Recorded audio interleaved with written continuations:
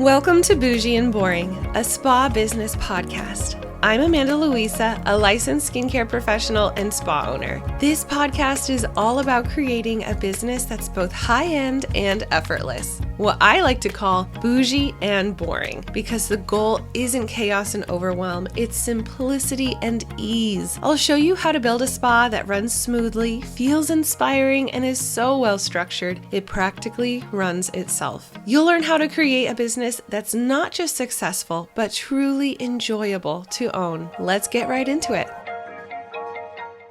Cutting costs doesn't mean cutting the quality of the services you provide.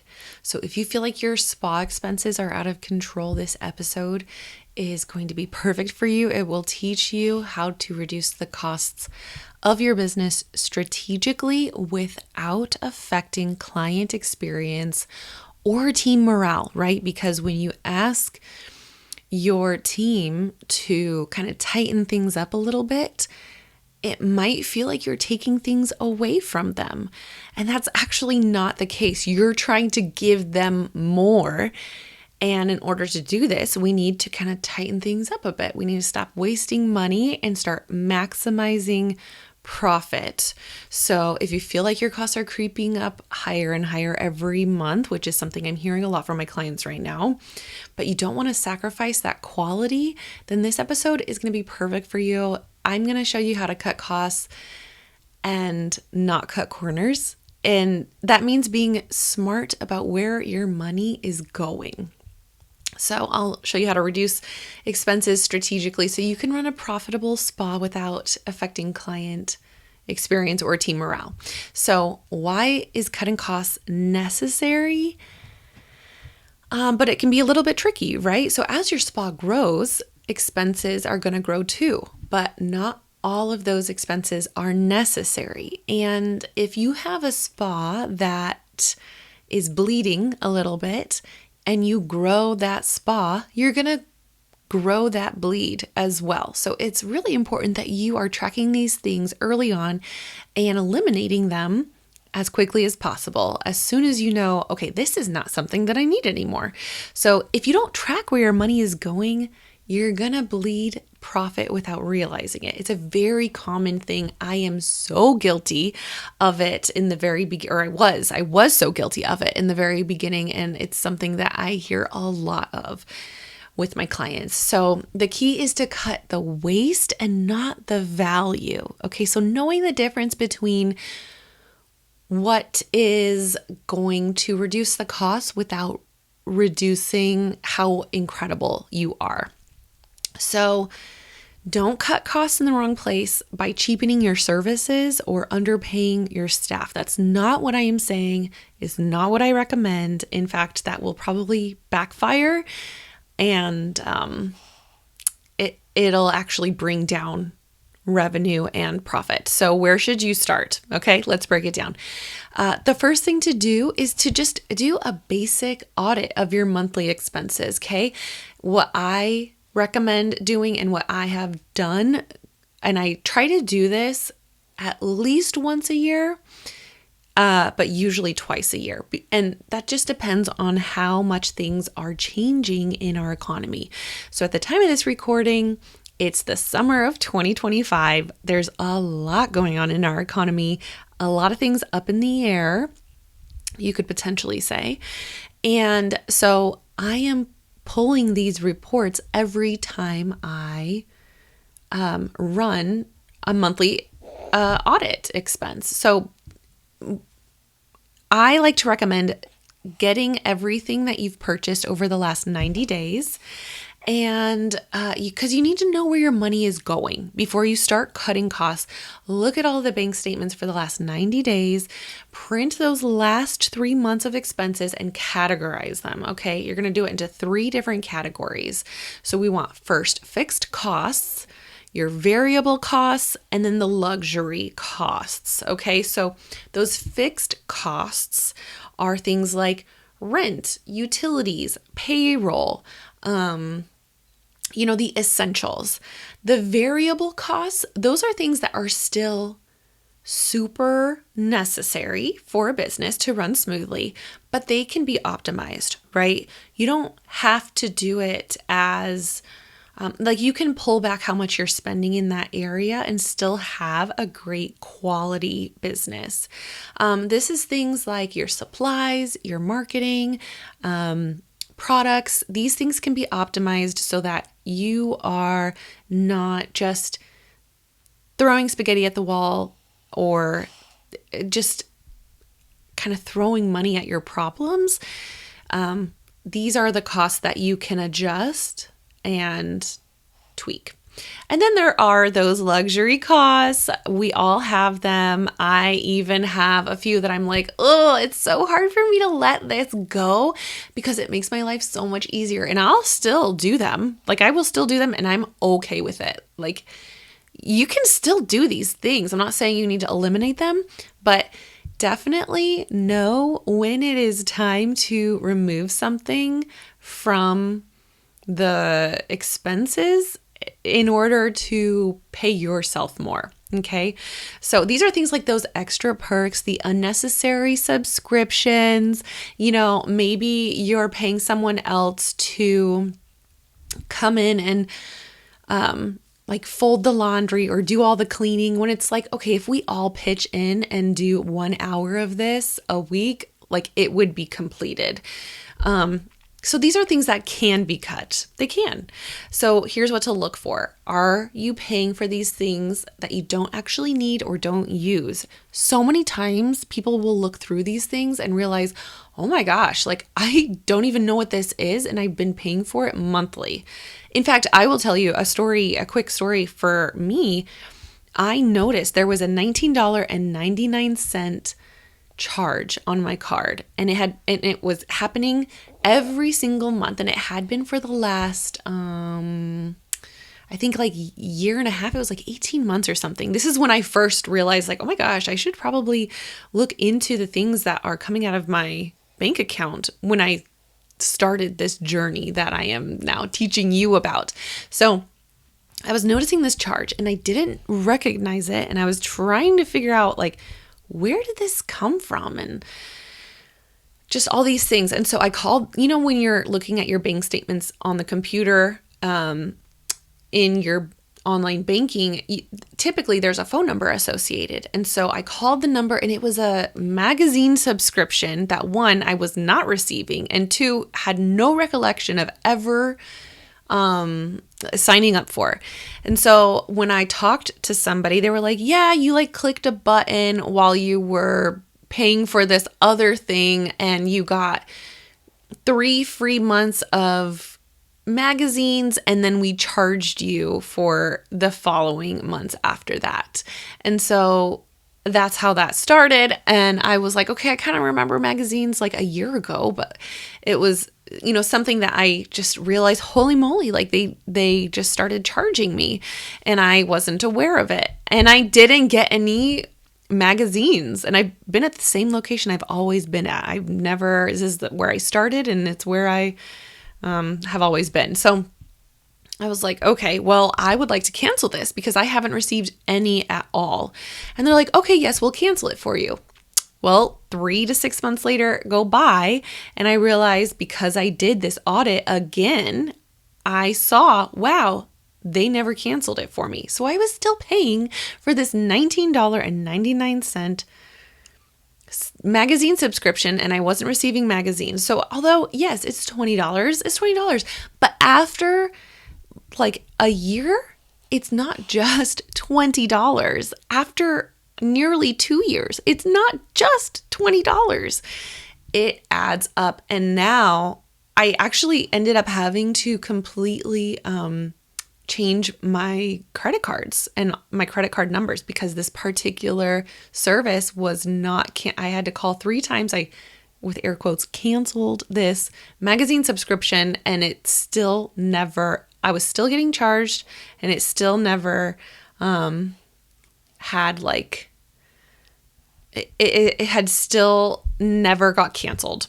So I was still like paying for this and it was just insanity. Anyways, check those little things because you just never know. Like, you just never know. Okay, so then another really big area that I have found is if you are overspending on your supplies or your backbar products. So oftentimes what is happening is your employees are getting their products and you know that it only takes like 2 pumps of cleanser to cleanse someone's face, but they're getting like 5 or 6 pumps. So they're going to go through it 3 times faster than you would go through that cleanser. So this is not to micromanage, it's more to inform, because when you apply an enzyme, when you apply a mask, it doesn't matter if it's super duper thick, because that extra product is just going to waste. It's not actually benefiting the client, and it is in fact hurting your business. So have a team meeting, go over these things and just be like, hey guys, I just want to make sure that we're all on the same page with how many supply or how much we are using of our supplies when we're doing certain things. Now, are there going to be cases when they need more of whatever, more serum or more cleanser or whatever? Yes, of course. This is like business 101. There are always going to be exceptions and outliers. But for the majority of people, we should be using the same number of wax sticks, the same number of, pumps per cleanser, the same like tablespoon or half a tablespoon of enzyme and mask and all these things, right? And that's what SOPs are for. I'm actually going to record a podcast right after this on SOPs and how to make them. And it is going to help you to not micromanage, okay? So no one likes to be micromanaged. No one likes to do the micromanaging. It just drives everybody involved insane. So SOPs are a great way to eliminate micromanaging as a whole, okay? So let's see what else. Another thing to look for is if you are running a promotion that is not actually bringing in revenue, okay? So everything needs a purpose. Everything needs a reason. And if you are running a promotion that does not make sense, this actually happens a lot with memberships. So please make sure that you're checking your membership. But are you running a promotion that doesn't actually bring in revenue? And if that is the case, how can we fix that? How can we adjust things, improve things, and get everything back to where it needs to be? Okay, so avoid making random cuts without first understanding where the money is going, why it's there. Everything has a purpose, okay? So this expense audit is meant to help you identify exactly where to trim the fat without affecting your business's core operations, okay? And without it affecting the quality of your work, okay? So that is a perfect lead into the next step that I recommend, which is to reduce the back bar and supply costs without sacrificing the quality of the services. Okay, so product waste is probably one of the biggest hidden expenses in spas, and many estheticians use more products than necessary during their treatments. So a great way to check on this is actually if you contact whatever supplier you're using and you can see if they offer you like how much of each thing you're actually supposed to be using. And so once you have that, then you can check every time, like you can go through a facial or you can go through a service of any kind and check like, okay, am I using the amount that the vendor has told me is all I need? I found this to be the case with our enzymes and masks. We were using so much, and the protocol said apply a thin layer because nothing extra is going to penetrate the skin. So it's literally pointless to put it on there. It's maybe for aesthetic purposes, but the client's not looking in the mirror while you are working on them. So some things that I have done with my team is to just, at first, I will just measure things out for my own personal use to make sure, like, is this accurate? I'm not going to say do this without first testing it. And so I'm going to measure the product usage to avoid that overuse and see, okay, is this actually legit and going to work? And then I will have a team meeting with the whole team, and I'm going to just talk to them and be like, hey guys, like, the thing that I'm working on, my personal 90-day goal that I've set for myself, is to go through all of our supplies and all of our products and see if we are overusing or overspending anything. So I'm not sure what everybody is doing. I'm not sure what everybody is using. I'm not going to sit down and follow you around all day. I don't have time for that. And I know you don't want me to do that. But let's go over this together. Let's talk it through together. And let's just see, what is everybody using and how much everybody is using. I'm going to show you what the protocol calls for, and then we can talk through it. Because if a girl, like, there was one gal who was like, I use the mask as like a slip, like, she does cryo sticks on top of the mask. So she needs just a little bit more, but we charge extra for that cryo stick add-on. So it ends up being okay in the end, right? So we figured it out. But I would have never known. I would have never known if I had not sat down with everyone. And if you approach things from the perspective of curiosity, I find that your team really wants to work on things with you. Like, they realize what your role is not to be this, like, mean boss. It's just to literally, like, everybody has their role to play and we are helping each other. That's all it is. Okay. So, some other ways to save on backbar costs. My favorite is to buy in bulk for discounts. I really like to buy. Right now, I'm buying a 2-year supply. The problem with this, okay, full transparency, the problem with this is that I don't know where to put everything. Like, my poor husband has allowed me to take up, like, our basement and there are, like, shelves and shelves and shelves of wax sticks and strips and basically non-perishable. So anything that I know will not expire, because, like, wax sticks don't expire. The oil that I use for massage and waxing and, all these things, they don't expire for 3 years, sometimes 5 years. So yeah, I'm going to buy, like, a buy in bulk, because you get a bigger discount and, it just lasts longer.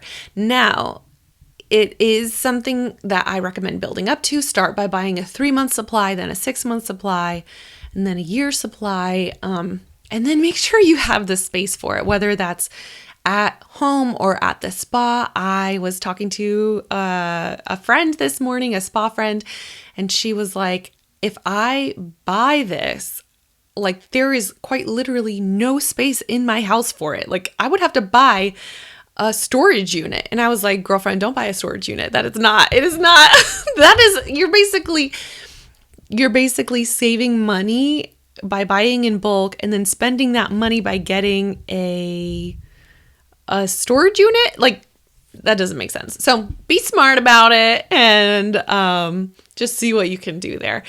And then also see if you can negotiate with the vendors as well. So you can sometimes get better pricing if you are, it doesn't hurt to send that email. It doesn't hurt to, like, make that phone call and just be like, hey, is there any way, if I buy a year supply, can I get some kind of a discount, and see what they say. If they say no, then you have the same answer that you had before you ever asked. Literally nothing changes. So it's worth it to ask. So try to avoid choosing those lower quality products just because they appear cheaper. So, because it could affect the client retention and results. So, just something to kind of keep in mind. And remember that, like, when you reduce the waste, or when you reduce expenses, it doesn't mean you're lowering the quality of what you're doing. It just means you're being more intentional with your products and your money. Okay. So the next thing that it's not quite a taboo topic, but it is something that if you're really in a pinch and you're trying to be, smart with your money and try to cut costs because you need to, I recommend cutting marketing costs by leveraging those free and low cost strategies. So this can be something like collaborating in your community, reaching out to other owners of other businesses that your ideal client might go to. So this, I'm like, for example, we partner with a gourmet chocolate business, and we also partner with a florist and a massage therapist and a hairstylist, a microblader. I'm working on a yoga studio right now. Almost might have one, but I had a gym, like a personal training gym at one point.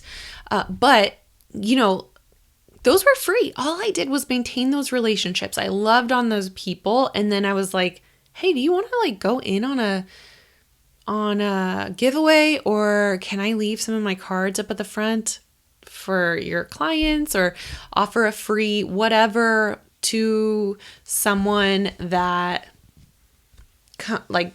you can be really strategic about it, and it's been extremely helpful, but it's 100% free. I paid for the little cards that go up at the front of their business, and that's it. So paid ads are great, don't get me wrong, but they're not always necessary, and they can be really expensive if you're learning how to do them still. So you might be spending money on marketing that isn't bringing in clients, and you want to figure out where is that? An area that a lot of people they either focus too much on it or they don't focus enough, and that is with your website. So is your website optimized for a new client? Because once a loyal client is on your books, they're not going to go through your website. They're going to go through your booking link or your spa phone. They're going to call, or they're just going to rebook before they leave, right? So your website should be optimized for a new client, okay? Some other ways that you can cut marketing costs while still growing is with email marketing, okay? There are so many awesome CRMs, which is customer relationship marketing platforms. It's a lot of them are free, and it converts really well. Think about it. Who is the kind of person that checks their email? It's usually someone who is educated and has a job that's somewhat in demand of them, because they are, it's like a very professional method of communication. And so someone who is checking their email is someone who has that, mentality or career of somebody who is professional and high performing. And when you are attracting someone who is professional and high performing, it's very likely that they're going to make quite a bit of money and have disposable income. So think about it in that method and in that manner. Another great way to cut marketing costs while still growing is through client referrals. So the best form of marketing that pretty much costs nothing except maybe the discount that you give to the new and returning client. Okay, so what this looks like is refer a friend and you both get 25% off. And yes, that could cost you some money in supplies and payroll one time, but it's going to serve you so well in the long run, because they're referring their friends to you and you give them a little bit of kickback as a thank you in the end, okay? And then, You can always leverage like your social media or your Google business account just to focus on that organic reach before you focus on paid ads. Obviously, social media can be a very overwhelming thing. It is absolutely a full-time job. And it is something that, I mean, you either love it or you hate it or you love to hate it. And it's just, I mean, that's a whole other podcast actually. But you can still just do whatever you know you can commit to. So if you can only commit to 3 posts a week, just do 3 posts a week. And that's it. Because the potential new client just wants to see consistency, okay?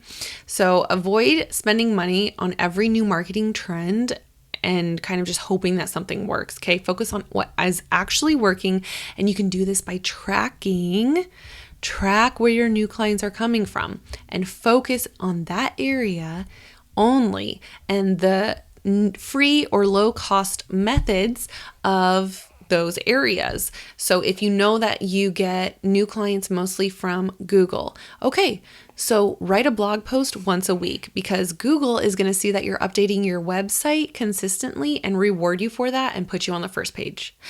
And then also like, okay, let's say someone heard about you through word of mouth from a friend, a referral. Great. So create a referral program. Things like that. Same thing with social media. Create something or optimize that portion of the client journey to basically run really smoothly and work for you really, really well. And then the last step is to automate it and systematize it so that you can basically not have to worry about it. It's basically running on a loop consistently in the background and you don't have to worry about it. It's awesome. Okay, let's see what else. You can optimize payroll without hurting employee morale. Now, this is the number one thing that I talk to my coaching clients about. It's something that is hard. It's a very difficult thing to do because we want to love on our team, right? We hired these people and we build these relationships with our team and we end up really, really enjoying our time with them most of the time.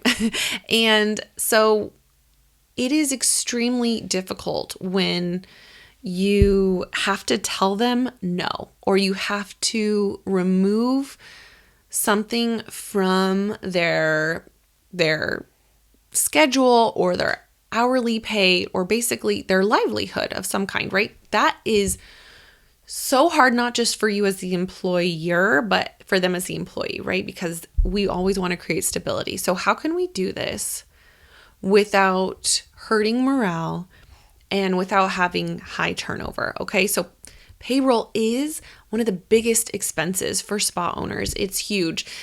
I recommend keeping it around 40%. It depends on what season of life you're in.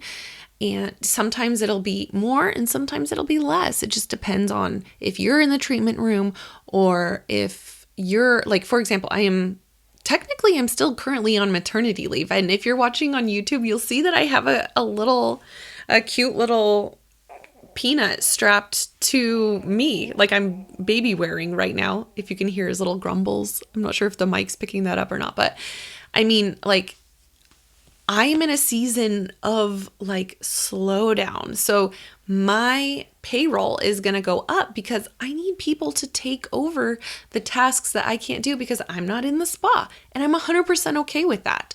But my business is also growing, so I'm still able to pay myself even though I'm on maternity leave, which is pretty unheard of in this industry. It is something that I've actually helped quite a few clients with. So if you're interested in getting paid when you're on maternity leave, let me know, because I can totally tell you, I've done it twice now and paid myself the same consistently throughout the maternity. I actually pay myself more now during maternity than I did in my first maternity. So it just keeps getting better and better. So reach out to me and I can definitely help you with that. But anyways, back to this episode. if you cut hours just straight out, if you just come and you're like, hey, I need to cut the hours, I need to change your pay structure, it can obviously lead to some unhappy employees, maybe even some turnover. And there is a time and place when that is absolutely necessary. If you're at a point in your business where you need to make a change within the next 30 days, 2 to 4 weeks, that's pretty dire. And it is absolutely something that I have known spa owners to have to do in order to save their business. So how can we optimize payroll without sacrificing the team satisfaction? Okay. So here are a couple ways that these are a couple things that I've suggested to my coaching clients that has worked really, really well. It's what I personally do, and it is basically a way to put a little fire under everybody's tushies. Okay, so you essentially create a performance-based incentive instead of just like blanket pay raises. So if you get to a certain booking percentage, if you have a certain client retention, new client retention, retail to service percentage, right? I hope you're tracking all of these things, right? Bonuses, if we all hit a certain revenue goal, things like that. Another one that I implement pretty heavily is a 90-day goal that serves the bottom line of your business, but it also has a consequence. So if you have someone, let me give you an example. This is a very, very common thing that not only I experienced, but I would say 90% of the clients I work with have experienced this. So I would be willing to bet that you have too, okay? So you've got an employee, an esthetician that's been working with you for, let's say like a 1.5 to 2 years, right? You really enjoy them. You trust them. She's awesome. But you're paying her too much, whether that's in hourly pay or let's say you're not even paying her too much. You're like, she's making minimum wage and I am still bleeding from her. That is normal too. That means she has too many hours and not enough clients. So you can create some type of 90-day goal, whether that's client retention, your booking percentage, your revenue per hour, whatever. Make a 90-day goal. And if they do not hit that goal, then there needs to be some kind of consequence. And how you address this with the employee. Like, you're not just coming to them and being like, I'm docking your pay or removing a shift or da-da-da-da-da. You're not just going to them and like coming at them from left field. No, you're sitting down and you're like, listen, something's not working. So I'm going to work with you. We're going to work together on this. Here's the 90-day goal. If it's not met by this date, and it needs to be met. So let's say you're trying to get them 60% booked and they've only been like 40% booked this whole, for the last like 9 months or something like that, which is, it should never get to that point, but it happens. It absolutely happens. So let's say, okay, in the next 90 days, I'm going to work with you. We're going to get 60% booked. I'm going to do everything I can. I'm going to follow up with the clients, And if in the next 90 days, you're not 60% booked, then we need to remove one of your shifts because that will increase your demand and therefore increase your booking percentage, right?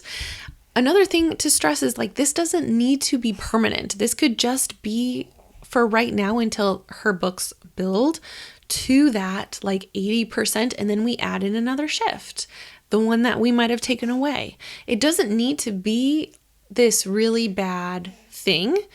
It's just part of the business. It's part of what needs to happen because otherwise she's literally, and really it's not her. She hasn't done anything. She's literally just showing up for the shifts that you gave her and you've allowed her to have. So we need to see what's going on there. Everybody needs to have a return on investment that includes you and your role. You're not the exception to this.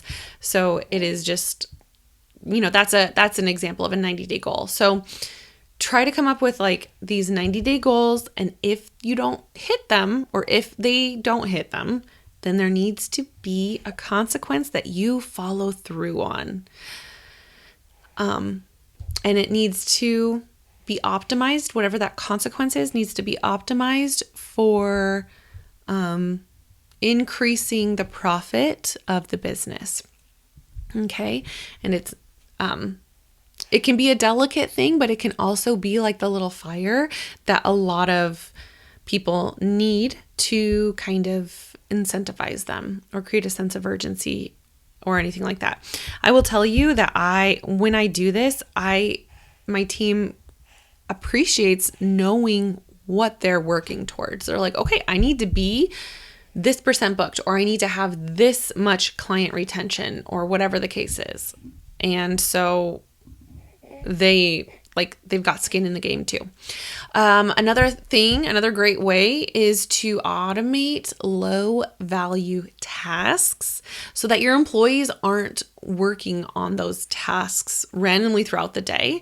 And instead they're working on the revenue generating work. So an example of this is your esthetician constantly trying to turn the room over or clean her implements in between clients, and like trying to like do all these like odds and ends, like, oh, we need to replace the toilet paper in the bathroom, or, oh, like I need to switch over the laundry or respond to these 5 phone calls or whatever. Some people have a front desk that can do these things, but if you're starting out, which a lot of my clients are, they're either solo estheticians that are overworked, or they've started hiring a team and they're kind of like at a standstill, and also not paying themselves. So if you're at a standstill and not paying yourself, you generally making somewhere around like $20,000 to $25,000 a month, then you're my ideal client, my ideal coaching client. And those are the people that I see great results with. But those low value tasks that just don't serve the business, like those things that I mentioned, those are things that you can very easily automate so that the people that actually generate revenue can continue generating revenue, and they actually end up generating more revenue because they're not frantic. They're not like running around like a chicken with their head cut off, trying to turn the room over, clean their implements, change the toilet paper in the bathroom, all those things that I mentioned. So definitely make sure you're not like, I don't want you to make the mistake of underpaying your staff. That's not what I'm telling you. That's not what I'm suggesting. Because that will lead to burnout and resentment and ultimately turnover of your team. So we want to make sure that the payroll is in the right place, and that your pay scale is very well structured to make sure that your employees are motivated, but also so that your business stays profitable, because that is the most important thing without a doubt. Okay. And then the last step here is to automate and streamline all these things that I mentioned in order to save time and money. Okay. So stop wasting time, because wasting time is wasting money. And if you can automate something, then that's phenomenal. You're going to take so many things off of not just your plate, but your team's plate. So if you're paying your team for things or tasks that could be automated, that could be your area of opportunity. So here are some examples that I came up with, because I know that these things happen, and it's like, okay, well, I know I have these like things that my team is doing that could be automated, but like, where are they? So a good example is online booking systems. Making sure you're utilizing all the tools that your online booking system offers you within the pricing tier that you're in. So oftentimes people will be like, I didn't even know that they could do that. I personally use Vagaro. I love Vagaro. I literally learned last week of something that Vagaro does that would make my life a million times easier. And it's like, what the heck? why they need to send out emails of these updates, because that would be so helpful. But because they definitely did not do this thing that I'm mentioning, they did not do it before I went on maternity leave, and suddenly magically they started doing it. But neither here nor there. It's going to be phenomenal in the long run. So your online booking system has so many bells and whistles that it can do for you, or it should. And it can reduce the need for front desk staff, or as much front desk staff, okay? Making sure that it sends automated appointment reminders that lowers the rates of your no-shows and cancellations, and then pre-recorded client education. So things like, hey, I'm so excited to do your chemical peel next week. Make sure that you don't come with a sunburn, because that absolutely, if you've been doing this long enough, there are people who are like, hey, can I still get this done if I got a sunburn? No, you cannot. Just make sure that anything that you automate is not impersonal. It can sound robotic if you don't put that human touch into it. But when it's done right, it enhances the client experience in a really wonderful way. So streamline your operations so that you can cut costs while making your business more efficient. All right. So this was a lot. This was nearly 40. I'm sure by the end of this, it'll be 45 minutes of an episode, but this is such a robust episode. I really wanted to make sure I covered all the bases of these 5 different areas. I feel like I could make one podcast about each area, but it is so important that you are tracking these metrics and these numbers so that you can reduce your expenses without sacrificing the value that you're providing to your clients. It'll help with so many things, not just what you're paying yourself, but what you're paying your team, and with the overall energy of the spa. Okay, so your next steps in this process, if you want to get the most out of this podcast, take what you have learned today and apply it to your business. So perform an expense audit to see where you're overspending and choose one area that you can optimize in the next 30 days, whether it's, product waste, marketing, payroll, automation. You can take these things and optimize them to save you money almost immediately, right? So, and then if you have any questions or if you're wanting more information, reach out to me, book a discovery call. I'd love to see how I can help you. I do have a limited amount of clients that I see just because my spa is my number one business priority. And so I only take on what I know I can handle when it comes to coaching. Even though this is something I am extremely passionate about, it is something that I'm very limited in, and I'm only able to do in this season of my life when I am raising my littles. So I only have a few spots each month that I allow myself to take on clients.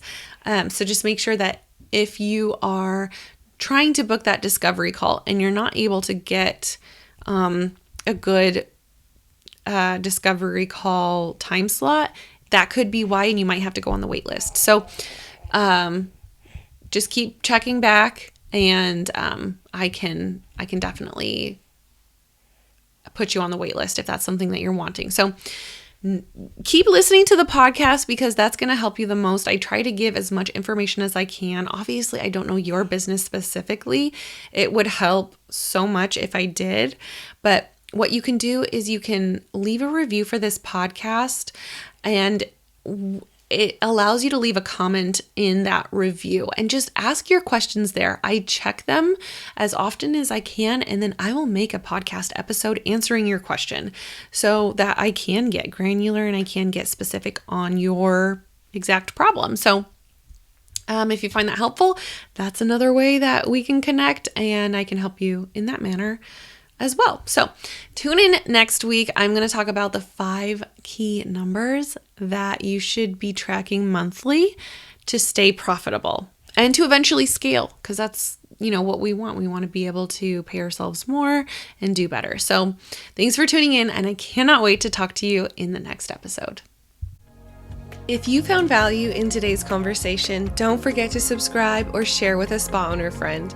You can also leave a review on iTunes, and in the comments section, ask any question you want, and I'm so happy to answer it right here on the podcast. Ready for the next step? Schedule a free 30-minute discovery call to see how I can help you with your business. You can also head over to amandaluisaconsulting.com and grab a free resource. I've got so many good ones over there. Whether it's hiring, paying yourself more, overcoming burnout, I've got you covered with resources to help make your business bougie and boring. Peace and love, my friend.